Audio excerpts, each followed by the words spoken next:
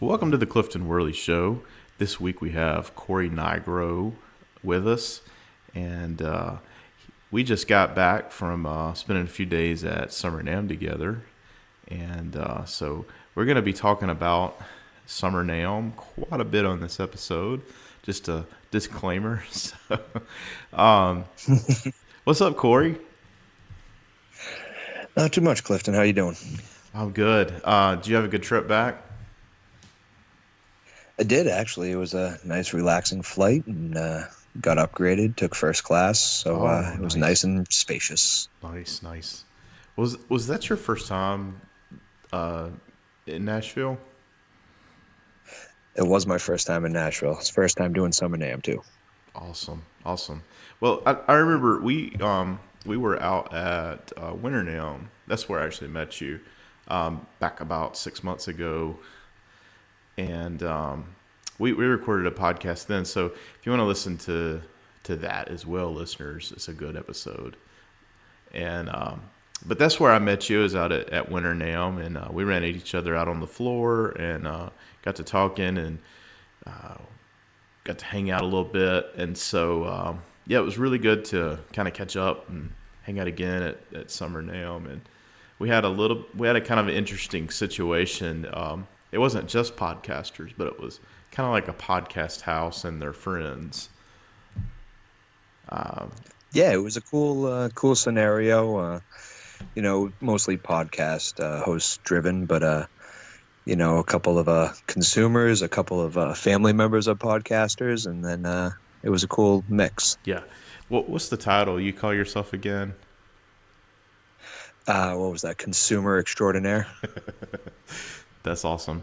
I think somebody else said this, but if you walked around with buyer on your badge, that would get everybody's that's attention. What I should be known as, like personal buyer, something like that, professional shopper. Yeah. Did you find that to be the case at NAMM this time, where people were staring at your badge and stuff? Yeah, it was actually interesting. I was over at the Harmony booth with, I think I was with Nick maybe at the time, Nick Hamilton. I'm not exactly sure who I was with at the moment, but I was over at the Harmony booth checking out their new guitars and the new amp, which are rad, by the way. They're really, really cool. They got something going on. But so we were just standing over there, and the PR woman named Lauren, I believe, she was very nice. She came over to us and she was just like, "Hey, I noticed on your badge it says reporter writer. Just wondering if you guys want to get some content or you just wanted to chat about things." And I had to stop and think for a moment. I'm like, oh yeah, right. I am reporter writer. Yeah, I think mine was a little vague this year. I don't know why, because I wanted it to say Clifton Worley Show with the podcast. And somehow it ended up being it just said Clifton Worley social media influencer or something like that. I was like, oh man. You're up there with Kylie Jenner and all those Instagram models. Yeah. Yeah. So what was some of your highlights from the NAMM show floor? So from the NAMM show floor this year, highlights were probably Nutter guitars, made by Brian Nutter. Those things are kind of got a weird, wacky vibe going on to them. Mm-hmm. Square amps out of Austin, Texas. He takes old, 1940s, 50s style amp radios, and then wires in custom amps inside the shells. Kind of keeping the old aesthetic of the radio. See, Greer Amps, their booth was awesome. Their new rat inspired pedal they got coming out, Guerrilla Warfare, was a really cool highlight. And the B.A. Ferguson Flyweight guitars, those things were killer. Yeah, I think me and you hit every one of those except for Nutter. And I saw Nutter from a distance, and I've been to their booth before in the past, but I didn't get to check them out this year. But they kind of have these if I remember right, it's kind of like these Explorer, but like with really weird angle, like kind of guitars. Yeah, so they got really pointy horns, like the upper and lower horns are kind of very triangular but sharp, and then the bottoms are typically, where the bridge would be is like almost really wide and flat, and then everything's a sharp angle up. It's almost like a Jetsons inspired surf guitar. Yeah, that's a perfect way to put it. That's a really good way of putting it. And he does 1 pickups, 2 pickups, 3 pickups, and he has this new set neck model that was just really cool. Mm-hmm. Yeah, those are usually pretty rad looking. I think that let's talk about square amps first. From the moment I got there, I got there a good bit later than you guys, and you were telling me about square amps, and so I was intrigued by that concept, so I had to get over there and see that. But it looked like he had a lot of like old like Philco radios and stuff like that. Yes. Which. Yep, he had some Philco radios. He had one that was made out of a 1940s Buick car radio. Oh, nice. That he kept the whole shell out of, and you could press the Buick buttons like they were still going in the car and everything. That was pretty rad. Yeah. Yeah. I asked him because I had a radio very similar that I was given to me at one point. Mm-hmm. And I was thinking about modding it, to like a single-ended amp type circuit. And I was looking at this thing, and to run it as is, like a lot of those were like point-to-point, which you think would be easy to work on. But like, nope. There was so much going on inside that amplifier, like pertaining to that radio and everything. And me not being super experienced, like I didn't know what belonged to what, and it was just a rat's nest. And the only thing I could see is if you like to save time, of course, would be to gut those things out completely and do your own wiring. Well, that's job. What he does. Yeah, because I think you would spend way too much time trying to actually convert and like keep all the pieces together, but make it guitar specific. I just don't see how anybody can do that. No, and even trying to debug a problem inside those amps, like you said, it's a rat's nest. There's no way you could be time effective, cost effective. Yeah, there's no way. And I asked him if he had his own, like if he was using his own transformers or using the original ones. And he was like, no, I get the ones I want for the job. Yes. Because he says you just don't know what you're going to get when you use the ones in the radio that were there already. Exactly. They could have been there corroding. You never really know. Yeah, totally. So, but I think that's a really cool concept. And I could see, like, there was a guy I go to church with, and he's really into bass guitar. And he was telling me he had, like, this old, like, radio-style cabinet that he had, but he needed, like, an amp head for it. And I'd been thinking for a while of something that he could use. And so I sent him that. I was like, this may be your solution. Oh, yeah. And even talked to him, I bet he would do something kind of tweaked a little bit more for bass and whatnot. And, yeah, his prices are just what I consider for a custom-made tube amplifier that's got some vibe going on. His prices being sub $800, I consider pretty reasonable. Is that kind of around for all of the circuits was around 800 or so? Yeah, all the circuits were the same price. I believe he said $799. He has an AC4 style, Champ on steroid style, and a Valco Supro style. Okay. Yeah, that's hard to contend with, considering what he's doing. If you're building like just straight up like Mojo Tone kits or something, that might be a little pricey, but I think for the level of customization he's doing and repurposing and the aesthetics, like that's definitely he's really in my opinion probably under the ballpark price that would normally be the case. So that's interesting. I think it'd be interesting to see. Obviously I think what did he say, he's making like 200 of those a year. Yeah, that's amazing.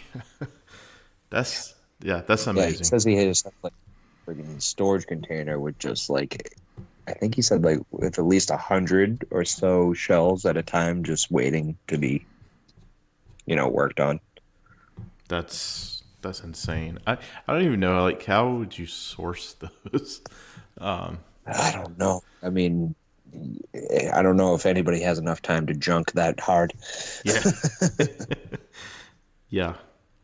Because I'm sure, like, the prices on those are all over the map. Like, it's not like you're going to get a consistent fixed price for a radio. Like, you might find one for $20, but then somebody might want one for $100. Yeah, unless he's just buying them, like, as a lot. And maybe he gets them at auction and they say, yeah, for the lot, you can have it for, $1,200 and there's like 80 of them in the lot or whatever. Yeah. You never know. So that's definitely interesting. I want to keep an eye on him. And I started following him on Instagram and just to kind of see, what he's going to do. Because that definitely caught my eye.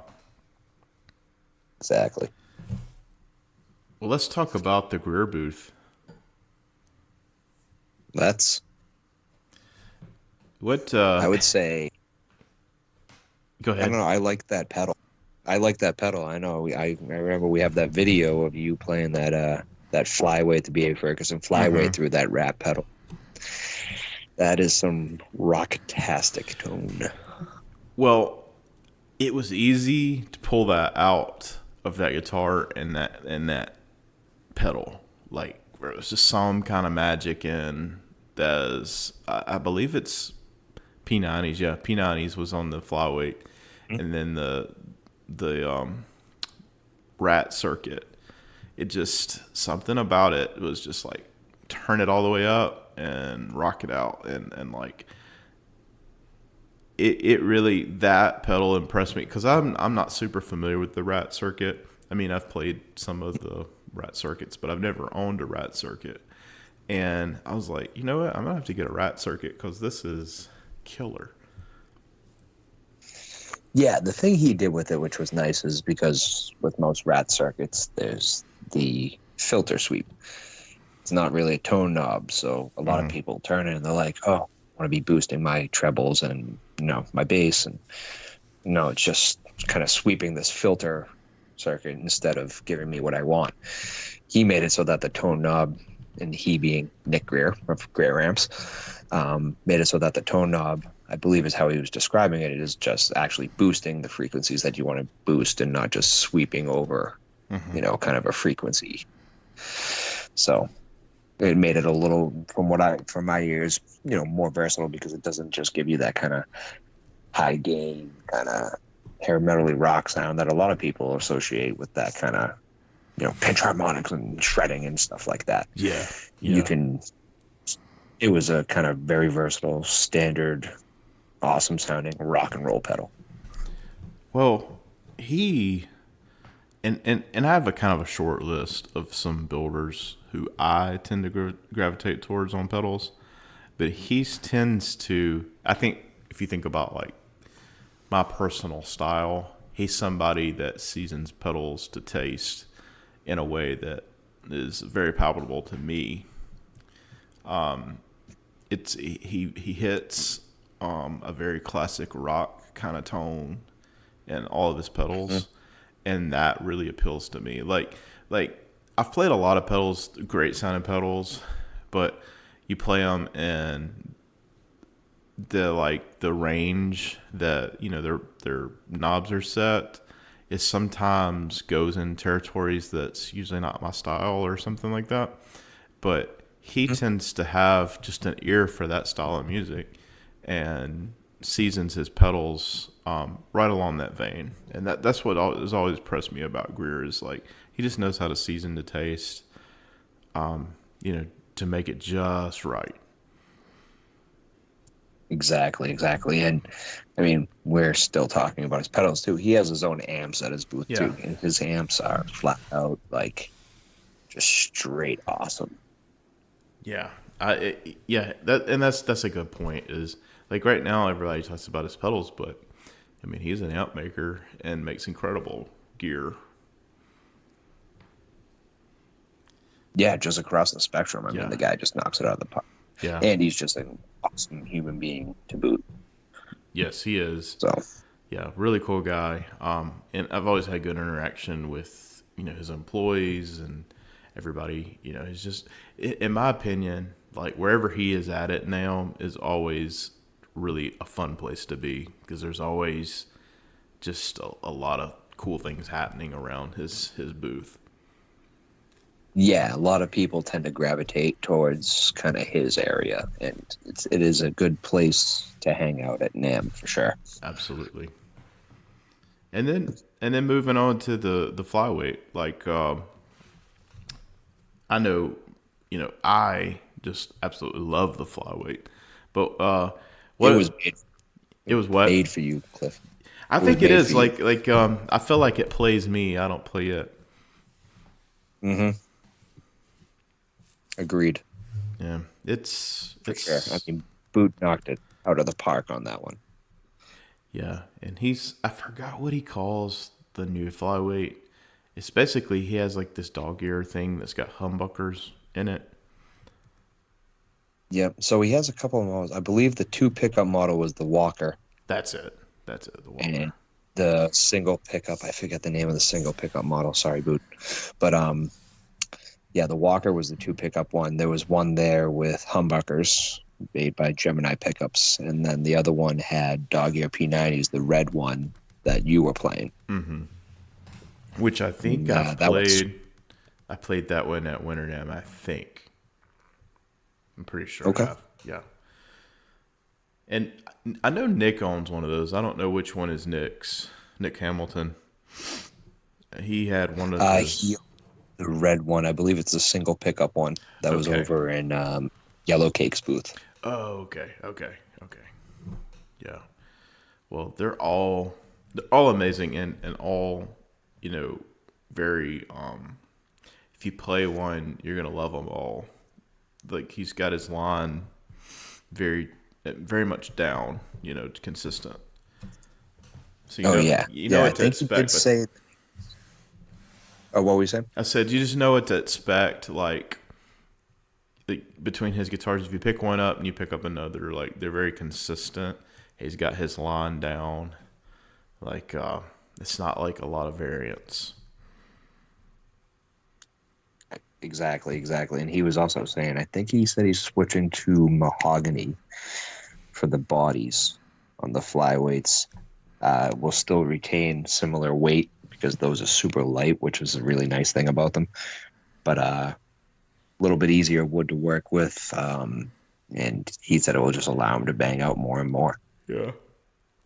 Do you know what he's using now?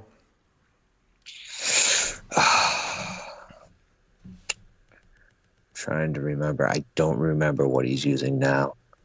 Yeah. I want to say like an alder or something like that, but I could be wrong. Oh no, yeah, I know. It was poplar. Okay. Well, I know that's a popular wood for it is a popular wood. It can be a little pricey at times. Okay. So I think that was another reason to go to mahogany. I think it was a cost thing too, which will, make it available for us more easily. Yeah. Yeah, they're rad. If you haven't checked one out, you need to. I'm trying to think where you could. I don't know where he's, if he's got them in a lot of dealers yet, but I think he has a couple of them in dealers. He might around the El Paso area because I know that's where he's out of, El Paso, Texas. Right. So, right. But message him on Instagram. Super nice guy. He'll get right back to you and he'll tell you exactly what you need. And if you just want to ask him specs or whatnot, he'll take care of you. Yeah, he's super rad. Now, you had mentioned that you put a lot of guitars together and do some builds. Is that correct? Yes, sir. So, tell me, like, from that perspective, like, and going to NAMM and playing all these guitars, kind of what's going through your head as you're trying out these guitars? I mean, are you trying to size them up to, what you've experienced in the past, and compare notes, and think about the aesthetic? What's is any of that in play? Yeah, I definitely consider all of it. It's kind of similar to my day job. Like I'm a finished carpenter in my day job, so I'll be sitting in restaurants and I'll be like, oh, well, look at that baseboard, or look at that bar, how that was installed. And so I go to these guitar shows and I pick up these guitars. I'm like, oh wow, that volute on that headstock, back of the headstock's really nice, or wow, that was a really cool heel to body transition in the neck pocket. Just stuff like that. And then you pick it up and you're like, oh, how do they do with the binding? What's really cool for me is when you see guys, certain builders, how they evolve from show to show. If their debut prototype, what do they learn, or what are they implementing now? And it's kind of cool to see the evolution. Some builders, Yeah. 6 months even, or never mind a year. So Yeah. that's kind of the coolest part that I take out of it when I'm playing all these guitars. It's, and you're not pinning them against each other because each one is really a different animal because everybody has their own building style, little techniques. And you can see that when you pick it up.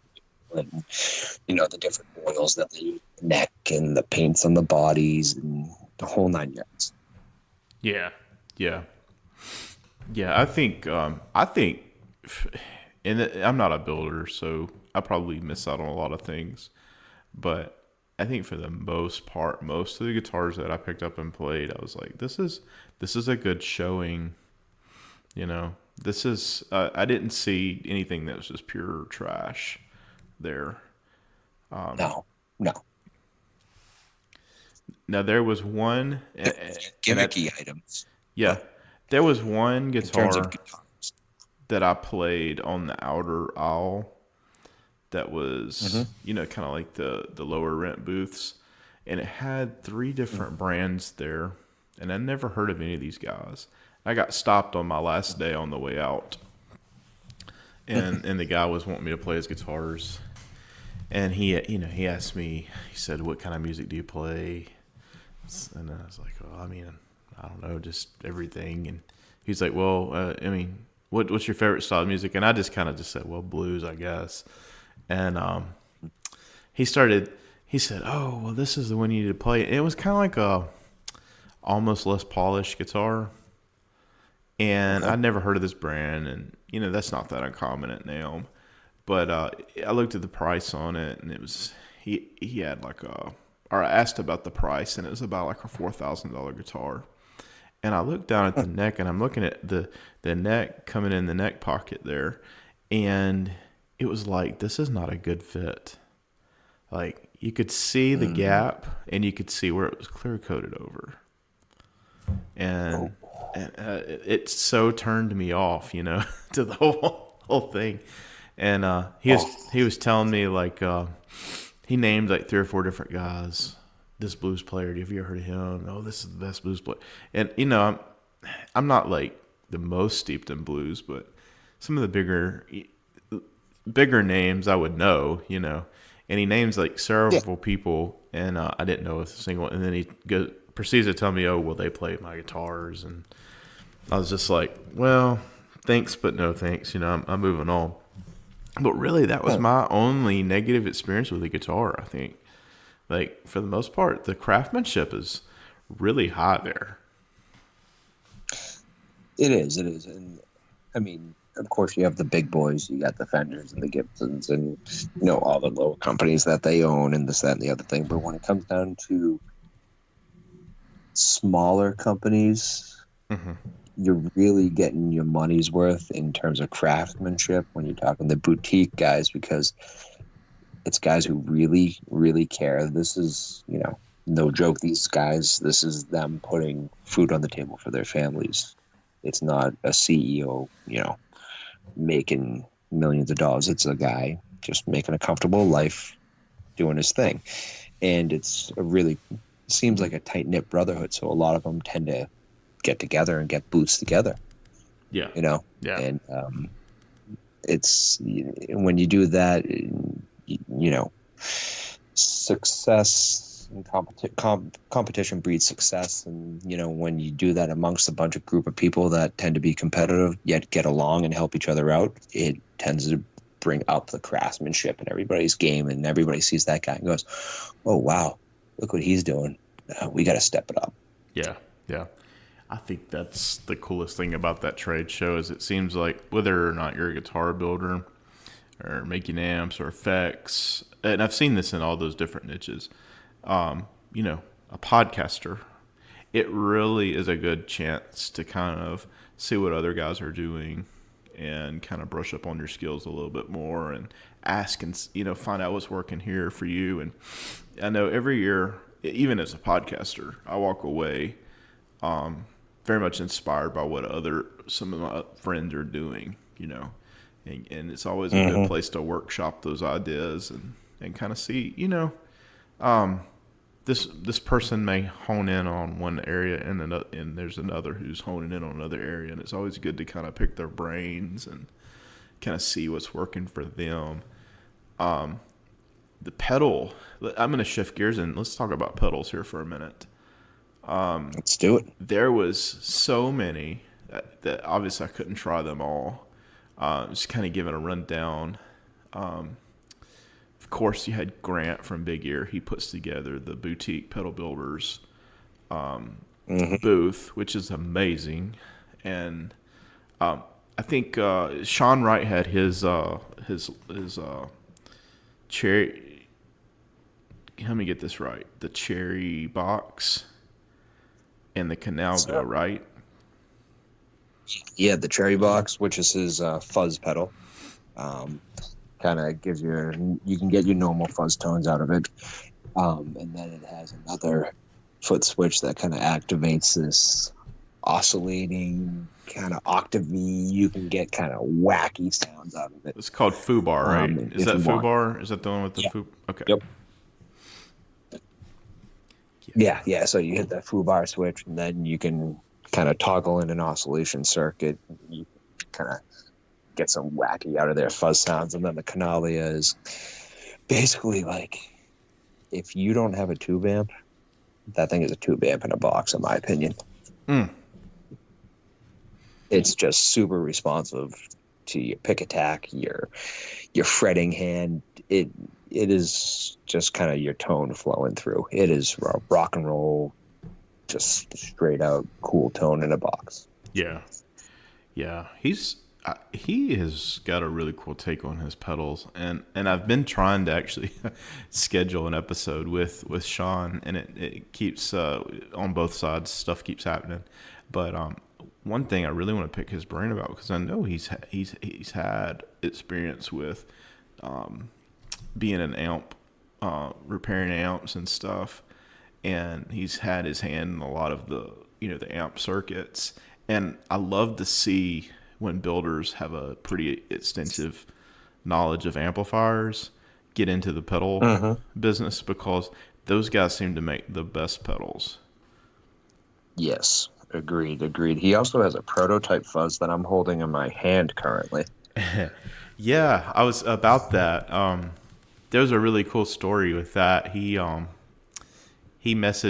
trying to message me, I think Jonathan Diaz, because he knew we were all staying at an Airbnb together, and he had a prototype, but I think he was leaving now, and he had this prototype, and so he said, well, I'll just leave it at the front desk of my hotel. And so we drove over there after NAMM and got it. I got to play on it, not as much as I would have liked, probably about 30 minutes with it. And I'm not gonna blow this. I'm not gonna do any spoilers, but I was. He told me I don't have to be quiet about it. Oh, okay. Well, then let's just let the cat out of the bag. It's got like an octave deal that goes down, like down an octave. I want to say it's almost like a double. It sounded like a double. Might be two down. Yeah, it could be two down, but it the way you dial it in, you got to kind of play with it some, but it's really something you don't see a lot of that type of thing, and it had just a killer fuzz on its own.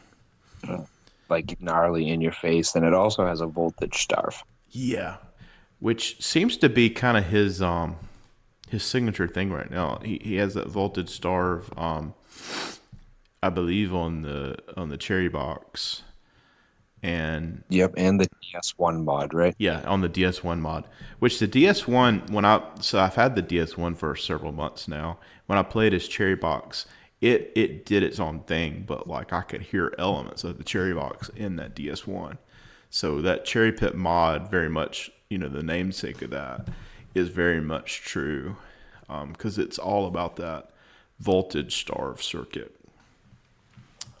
And I guess for an engineering perspective, I'm not probably describing that right, but that seems to be very something he's using, a tool that he's using to kind of create the sound of Lollygagger. Yeah, I agree, and it's this fuzz pedal. It was the prototype. It was very cool. I liked it. You can get those. You can get some. It gives her straight off the bat. It's a kind of gnarly in your face kind of wall of fuzz. Mm-hmm. And then when you kick in voltage starve, I was getting Jack White tones. Yeah. Kind of, you could even dial in some Black Keys tones, stuff like that, or you could get really wacky with it. Almost like video game 8-bit crusher tones, which was pretty cool. Yeah. Well, if keep guys, listeners, girls, keep an eye out for this pedal. I don't even know what he's going to call it, but this is prototype. We'll call it Fuzz prototype.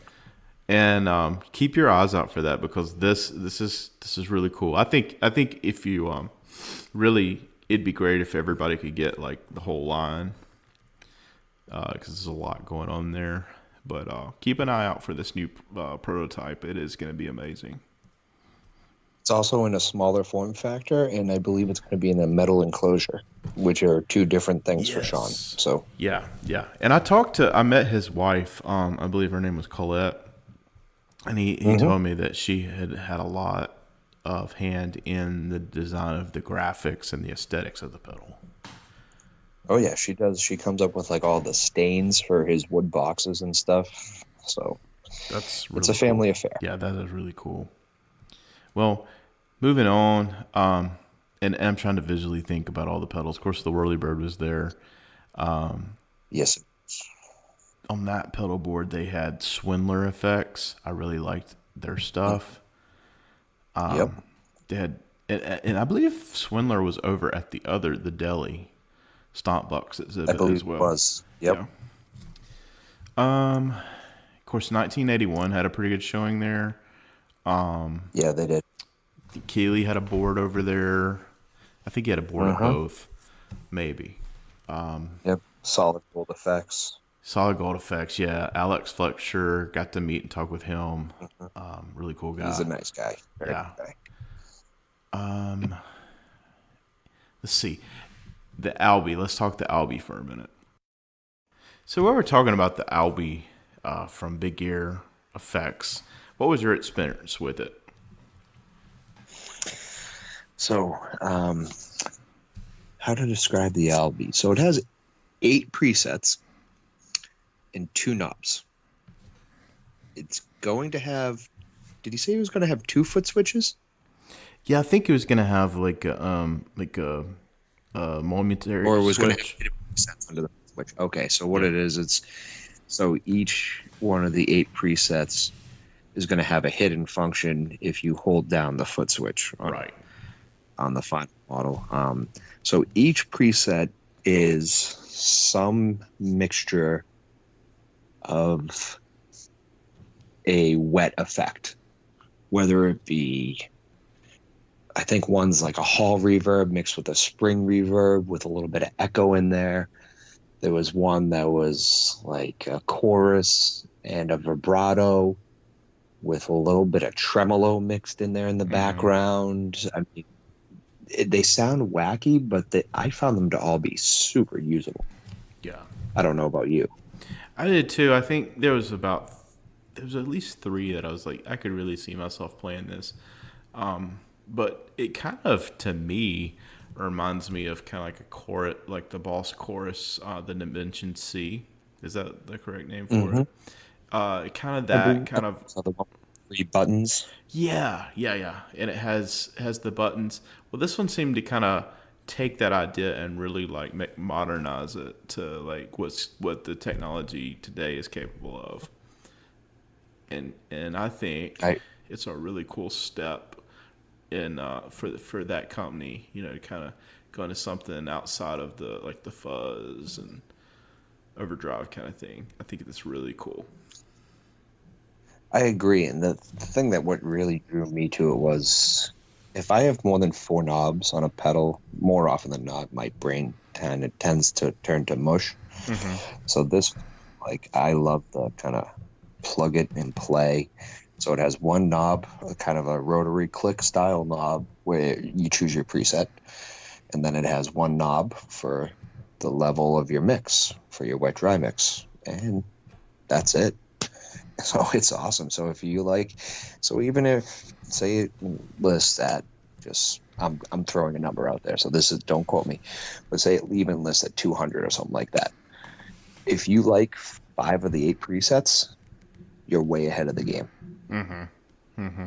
Because you essentially have 5 mod pedals with 5 drastically different sounds, Yeah. all in one pedal. Yeah, I agree. I think it would be great for the guy who plays with maybe like a boost, fuzz, and overdrive, and doesn't want a lot of pedals. Like this really helps attack like the modulation side of things, and it played super Yep. well with the woodcutter. Oh my Oh goodness, it yeah. sounded great with it. Hmm. So I think he said that that's probably not going to be ready till this fall, and the momentary switch function wasn't live on this unit yet, but he was gonna look to add that part into the design of the pedal, and I think it was, like I said, it's gonna be probably before winter now. Hopefully, is gonna be out. Yeah, I think he said September or October, I think. Yeah. Well, this is very exciting. Awesome, dude. I think that was like one of the things I think I heard everybody talking about the Albie. Yeah, I mean, it was getting a ton of hype. Yeah. So, and it couldn't happen to a nicer guy. So, Yeah. Yeah, he's really cool. Let's switch over to this seemed to be the belle of the ball this year was the GYROCK from was it Wild Custom Guitars? yeah, that thing was a wild piece of engineering innovation Yeah. for sure. Yeah. It amazes me because I'm thinking about the wiring aspect. How basically these pickups were in cartridges that had little leads on the end that almost like they look like magnets almost. I was going to say it has to be magnetized by some way Yeah. or some way, shape, or form where it magnetizes into place, and that creates the current Mm-hmm. needed to get to the controls. Yeah. Which was it was amazing, like from a switching standpoint, like to really think out that and implement it where you could stick all of these different cartridges in. And basically, they had the 2 lever switches at the top that rotated those speakers between, those, not speakers, pickups between the 3 different positions on that canister. But even then, like the way it relayed between those, it was so flawless that it's like it was almost like when you use a pickup selector on your guitar, you could use that and quickly switch that fast. And even the magnetic plate on the back, you could just pull off and stick another cartridge in within a matter of a few seconds. That's amazing. Now, I think this is kind of like something that won't be within reach for most players because of the cost of it. No, because the price Yeah. Yeah.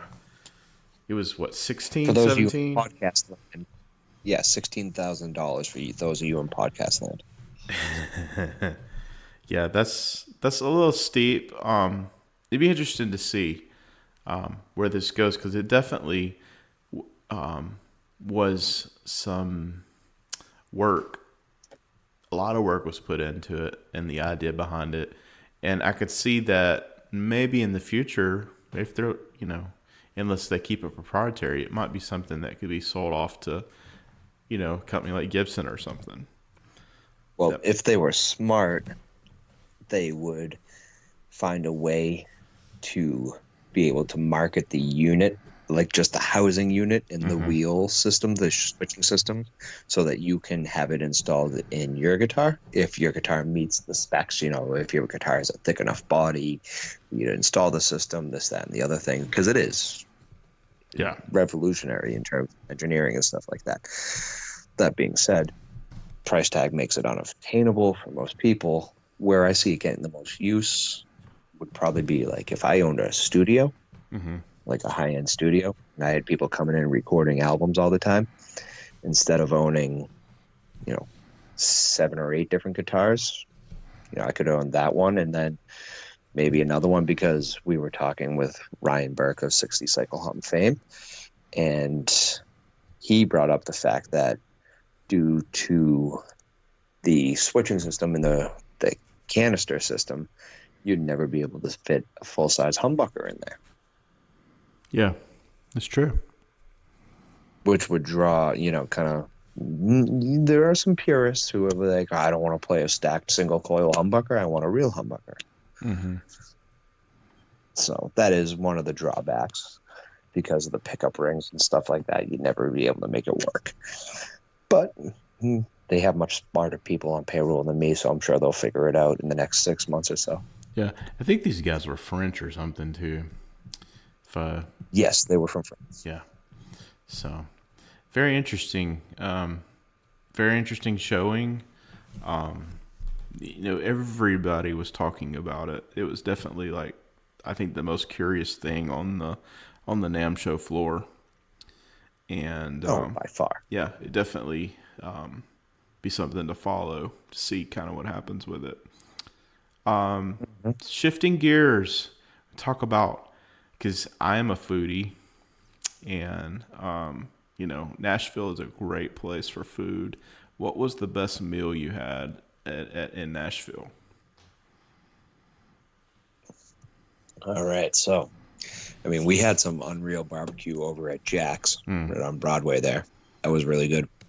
I would say the best meal that I had was actually on Sunday, because we had to check out of our Airbnb at 11 a.m. and my flight wasn't until 6:45, and it got delayed 45 minutes to an hour. So I was at this restaurant. I sat at this restaurant. It was called Merchant's Restaurant. It's right on Broadway, and it was nice joint. I felt a little underdressed in my shorts and t-shirt and sandals, but so I sat down at the bar, had an unbelievable pulled pork sandwich, and then they had these tater tots that were fried in duck fat. Oh yeah, I got 3 orders of those. That's amazing. That is what I would like to call Southern bougie right there. Yeah. Yep. So I made friends with the bartenders, and he was giving me a couple drinks, and myself a couple drinks. I had myself a nice relaxing flight home. Yeah, that's I've made the mistake of before I was flying out, one time I was leaving San Francisco and I went to an all-you-can-eat Korean barbecue place. Oh boy! And I had the meat sweats going as I was, on the plane. It's you have to be really careful, before you get on a flight, what you eat. But that sounds amazing. I just it was really I'm good. envious. I'm gonna have to go there next year. Oh, definitely. Next time we'll definitely have to go there. But I definitely did overdo it. I was on the plane and I was having your stomach's kind of revolting against you. It's feeling like you're trying to push your stomach outward. Yeah. Thank God there was no one next to me. Yeah. Well, that I tell you what, it was such a blur running through NAMM for me because I hit the floor I think like less than half a day the first day, and then like was there all day Friday, and that was pretty much it for me. And it was such a blur, but it's nice to kind of recap the show and kind of there's a lot of things you don't realize that you kind of forget along the way and little bits of tidbits of information and stuff. It's nice to kind of hash it back out. Oh yeah, So, like reliving my Klopp's memories. oh man, that I promise you that guy was. I felt like he was staring into my soul, trying to hypnotize me. Buy a Klopp's, buy Yeah, a yeah. Klopp's. I had to literally be. Of course, I try to be very, even if somebody like him is, very intense. I was trying to be respectful, and it took Jonathan Diaz pulling me away from it, saying, "Hey, we got to go," because it's like the guy was like, "Oh, somebody's gonna stop and listen to me talk," like, so I'm gonna, be really pitchy here, and that was, I have to say, like, I didn't get the concept of his product. It wasn't a very good representation of it. Just for the simple fact, like, he had these drum canisters, right? And he had a speaker mounted in it with like up close mics on it. And then he had like this pillow thing he put down in the canister. And it was supposed to be like total isolation. Well, he had those mics run into like a little mixer, like I think it was a Behringer or something.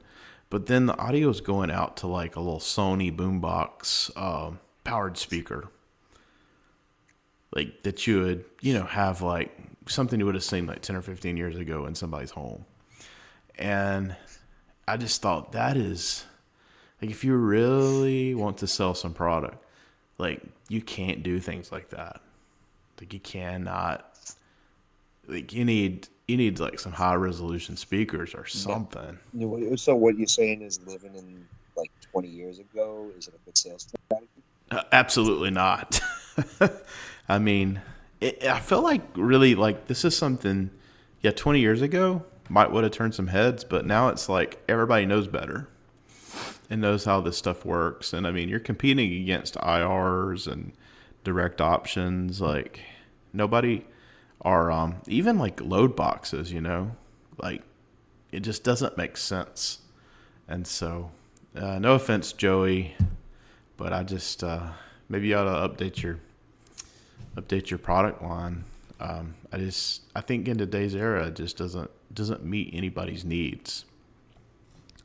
So, but he was an interesting fellow. He was dressed like every Flintstone rolled into one.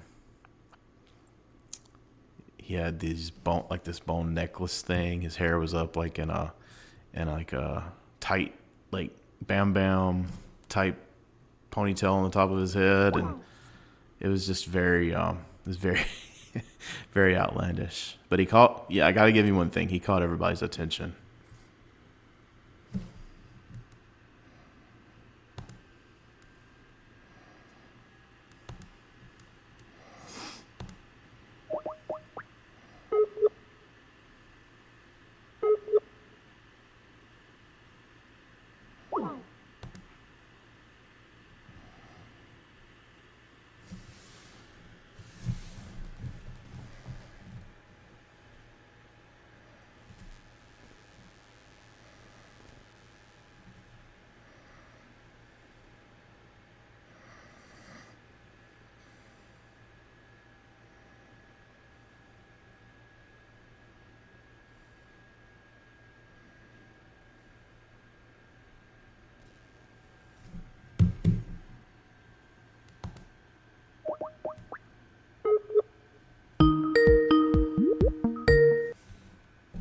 Hey, Hey, but I don't know what happened. It just dropped again. Let's try that's to weird. let's try to wrap this up though. And Yeah. so yeah, that was I think the most interesting thing at NAMM was everybody was talking about it, at least the Klops, And so, I don't know. Overall, what was your impression Of NAMM or of Klops? of NAMM? I think enough has been said about Klops. I mean, I thought it was. I like Nashville. I like Summer NAMM a little bit more my speed in terms of, noise level and stuff like that. Anaheim gets to be a much. To be honest, like in terms of Anaheim, like it's really expensive to go out right around Anaheim unless you're staying in an Airbnb like a half an hour away, like you guys were, and that was a cool area. Yeah. But it was a little bit outside. We weren't too far away from downtown, maybe 10 minutes, this time. You can go out pretty much anywhere in Nashville and have a good time afterwards. And I just thought the exhibitors this year were awesome. Everybody was super nice, and definitely on the list to go back for sure. Yeah. And not to forget, we also rolled down to Groons, which was just a short drive away. And what do you think about that? I thought Groons was like mind blowing. Yes. I mean, in terms of, some of the stock that they had, that Epiphone with the cool matching amplifier. That was a cool sight. You playing the pre-war Martin. That was a pre-war Martin, right? Yeah, it was 1940 D18. Yeah, I mean, the price tag wasn't so nice, but the guitar sounded and looked amazing. Yeah, it was pretty glorious. That was the thing that, like, okay, so that's a good contrast to NAMM because all in NAMM is like all the new stuff. But to go to a store like that, like you got such a broad section of, like, through the decades, like some really cool Martins, Gibsons, Gretches, Fenders, whatever. Even there was like a lot of brands I'd never heard of in like the used acoustic section. But filling the neck shape on some of these vintage instruments was probably like that, and the work on it, the fit and finish, really was impressive because you don't get to see a lot of that. And to compare that, like, with some of the stuff coming out today, it was like, wow, this is impressive. There's guitars that sound very similar, like to that D18, but I think it's going to be like near impossible to replicate some of the stuff that was done on the neck and the shaping of the neck and some of those really small details. So I could see why a collector would go for that. I mean, not your average Joe can do it, but there's definitely some merit there. Absolutely. I completely agree. I thought Groons was wild, and then probably another highlight for me was we went over to the Eastside Music Supply, not Eastside Music, Eastside Music event. And it was really cool. So you hang out on the top floor. That's where they have all their stock, and you can pull off a guitar. You can check it out, and then you go downstairs, and they had kegs of beer, and you're walking through their workshop, and you're seeing what they're working on, or repairs that they have coming in, and it was just wild. It was cool. And you see on the workbench there's like a 65 Jaguar or something like that. And basses that they make in house. And, there's chisels hanging on the wall, and it was a cool scene. Yeah, that's a really cool store. I didn't get to go there this year, but I've been there 2 years in the past, and that's a really cool store as well. Get a lot of people in there, and it starts getting really crazy. Anytime I went there was probably like 60, 70 people inside that store. And but it's got a really cool vibe there. I think if I lived there or had the time to go hang out there for the day, it would be an amazing place to be. Oh, yeah. I didn't get over to Carter's Vintage, so that's next time. That's same. I saw some of the guys like Brian Wall and the Tone Junkies guys and all that. They shot some footage over there, and So it looked like a equally as cool place. So that's definitely on my list of things to do. Mm-hmm. So there's one last thing I think this episode needs, and talk about transportation. We had quite the the interesting scenario. We were going over to Stringjoy one evening, and there was this flyer for a $10 limo ride, and you called them up and booked this thing, and so you kind of give me a play-by-play your experience with it, and we'll kind of compare notes. So in terms of comedic value, it was probably like the best $10 per person I think we've ever spent in our lives. Yeah, so I booked this limo. So it was the deal was it was $10 per rider and a free beer per rider. So they text me, the driver's late, so they text me a slight mechanical issue. Driver will be there shortly. So whenever you're told there's a slight mechanical issue, that always gives you the warm and fuzzies, especially when you're the one going to be riding the vehicle afterwards. So the driver finally shows up, probably 10 minutes after that text message, and apologizes, races out, tries to open the door, can't open the door for us. It probably took him like a good 3 minutes to actually get the door open, so we could enter this limo. So we finally get all settled in, taken off. We're like, all right, let's get our free beer. And so there's 6 of us in there, and 3.5 beers in the cooler. Yes, there was a half floating beer already opened. Not sure how that happened. So I didn't even notice that. Of course, I didn't drink a beer in there, but I was kind of like that. If you promise something, it should be there. Like, that's just, even if nobody if you're gonna drink it or not, like, that was part of the package, right?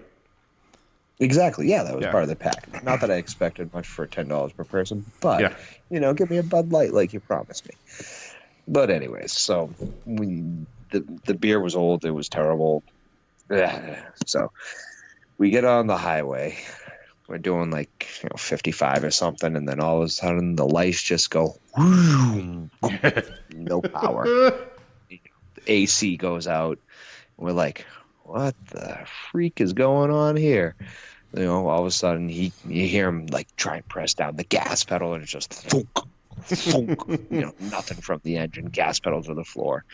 So we coast over to the right side. We finally get off our exit, and we hit a stop sign, and the power comes back on, the air comes back on, the lights are on. We're like, oh yeah, good. He pulls off from the stop sign. Power crashes again. That happened, 5 times on the way to the event? To be honest, at one point, I think I asked you if you were praying. You did. Yep. I had my eyes shut because here's the thing. I not that I've had problems with vehicles with my alternator going out. And I believe that's probably what the issue was. But the fact that he was driving on the freeway and he wasn't like hugging the shoulder, like ready to ditch at any given time, that made me nervous. It was terrifying. Yeah, because I was like, you can't ride. You're 6 lanes deep here. You can't ride in the middle lane, and the thing die on you. Like, you're gonna get, waylaid by a car because you're stopped all of a sudden. And so that made me nervous. It drove me to praying that we were gonna get out of this situation. And sure enough, we did. But I was like, at the same time, I felt terrible for the guy because he's just trying to make a living, stuff happens, but it was definitely comedic, and I hope he didn't get offended because like we were hysterically just laughing by the point we got to our destination. I would say 80% of that ride was just pure laughter at the fact that there was such a crap limousine.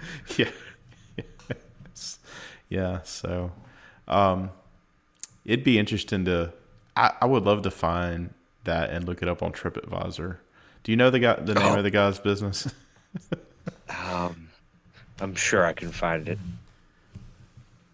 I think I have it in my text or something. Yeah. Yeah, I'll dig it up. I'll send it to you. And we'll have to look at some reviews and see what people have said. See if we were the only ones or not.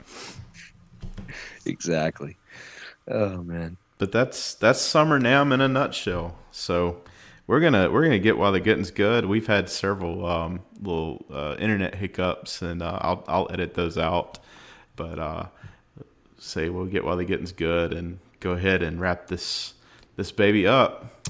But I thank you so much, Corey, for coming on and hanging out and kind of helping me kind of talk about NAMM and this experience. And you were very helpful to me, helping me try to catch some content for the show on my phone, and I really appreciate that. Yeah, man. Anytime. It was an absolute blast. I love doing stuff like that. So it was not an issue whatsoever, and it was a blast getting to hang out with you at NAMM again, and I'm looking forward to doing it again. Absolutely. We'll have to hit each other up about Winter NAMM and see who all can jump in on some kind of Airbnb situation, hopefully. So, all right. Well, thank you very much, man. You have a good evening. Thanks a lot, Cliff. Thanks for having me, bud. I appreciate it.